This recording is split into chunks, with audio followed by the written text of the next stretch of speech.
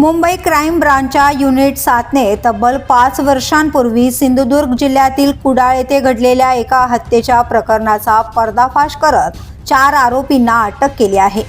वरिष्ठ पोलीस निरीक्षक आत्माजी सावंत यांच्या पथकाने ही कारवाई केली आहे। मृताची ओळख अशफाक मुलानी उर्फ निहार, राहणार माळशिरस, जिल्हा सोलापूर अशी आहे। विशेष म्हणजे हे प्रकरण सुरुवातीला रस्ता अपघात म्हणून नोंदवण्यात आलं होतं, मात्र मुंबई क्राईम ब्रांचला मिळालेल्या गुप्त माहितीच्या आधारे या प्रकरणाचा पुनर्तपास करण्यात आला। तपासादरम्यान धक्कादायक बाब समोर आली। पैशांच्या व्यवहारातून झालेल्या वादातून आरोपींनी अशफाक मुलानी याला सिंधुदुर्गमधील कुडाळ येथील एका हॉटेलमध्ये बोलावले। त्यानंतर उशिरा रात्री त्याची हत्या करण्यात आली। हत्येनंतर पुरावे नष्ट करण्याच्या उद्देशाने आरोपींनी मृतदेह आणि त्याची मोटरसायकल होंडा घाटातील खोल दरीत फेकून दिली। तसेच हे प्रकरण रस्ता अपघात असल्याचा खोटा बनाव रचण्यात आला। या प्रकरणी सुरेश चंद्रहास सोनावडेकर, मनोज नारायण भडंगे, आतिश भगवान मोरे आणि ऋतुराज शेट्टी या 4 आरोपींना अटक करण्यात आली आहे। हे प्रकरण मूळतः कणकवली पोलीस ठाण्यात दाखल करण्यात आले होते। अटक आरोपींना पुढील कायदेशीर कारवाईसाठी कणकवली पोलिसांच्या ताब्यात देण्यात आले आहे। मुंबई क्राईम ब्रांचचे युनिट 7चे senior police inspector Atmaji Sawant, EPI Shelar आणि त्यांच्या टीमला एक माहिती प्राप्त झाली होती की ज्याच्यामध्ये मुंबई स्थित काही आरोपींनी एका व्यक्तीचा खून करून त्याचा मृतदेह सिंधुदुर्ग जिल्ह्यातील फोंडा घाट या ठिकाणी तो मृतदेह फेकून देण्यात आलेला आहे। त्या अनुषंगानं सदर घटनेचा व्हेरीफाय करण्यासाठी एकूण 4 टीम तयार करण्यात आल्या। 4ही टीमनी वेगवेगळ्या ठिकाणाहून या 4ही आरोपींना ताब्यात घेतल्यानंतर त्यांच्याकडे सखोल विचारपूस केली असता त्यांनी तपासामध्ये आत्तापर्यंत केलेल्या तपासामध्ये असं निष्पन्न होत आहे की 2021 साली सदरची घटना घडलेली आहे। 2021 साली त्यांनी हा जो मयत आहे आणि एकूण 6 आरोपी असे एकूण 7 जणांनी हा मयताला सिंधुदुर्ग येथील एका हॉटेलमध्ये बोलवलं। त्या हॉटेलमध्ये यापूर्वी त्यांच्यामध्ये काही त्यांचे फायनान्शियल डिस्प्यूट, आर्थिक देवाणघेवाणवरनं काही वाद होते।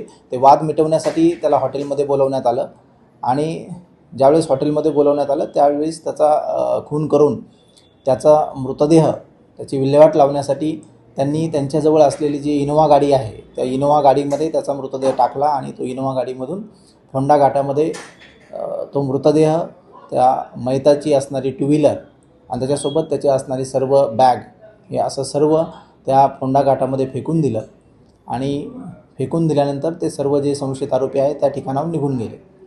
तदनंतर साधारण 20 ते 22 दिवसानंतर कणकवली पोलिसांना सदर मयताचा मृतदेह मिळाला। त्यानुसार कणकवली पोलिसांनी त्यामध्ये ॲक्सिडेंटल डेथ रिपोर्ट ADR दाखल करण्यात आलेला होता आणि ADRमध्ये त्यांनी चौकशी केल्यानंतर साधारण 1 वर्षानंतर त्यांनी त्याच्यामध्ये ॲक्सिडेंटचा गुन्हा दाखल केलेला आहे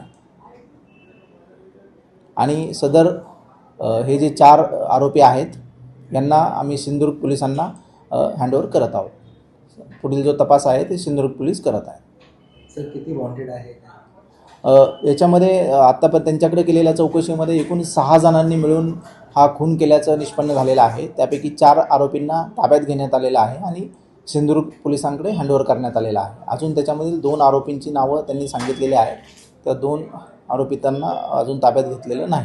सर, हे काय काम करायचे? यांच्यावर जे आरोपी आहेत त्यांच्यावर किती गुन्हे दाखल आहेत? यातील एक आरोपी आहे, याच्यावरती यापूर्वीचे 2 चिटिंगचे गुन्हे दाखल आहेत आणि हे सर्व मिळून साधारणतः लोकांना लोन देण्याचं आमिष दाखवून त्यांच्याकडून पैसे घेत होते आणि लोकांना लोन देण्यासाठी त्यांची पूर्ण टीम होती, परंतु त्या अनुषंगानंच त्यांच्यावरती यापूर्वीचे चिटिंगचे गुन्हे दाखल आहेत। हे त्यांचं मोडस एकंदरीत असं होतं की त्यांना लोन देण्याच्या बहाण्याने लोकांकडून पैसे उकळत होते आणि त्यामधून लोकांना ते फसवत होते। The police news bureau, Mumbai.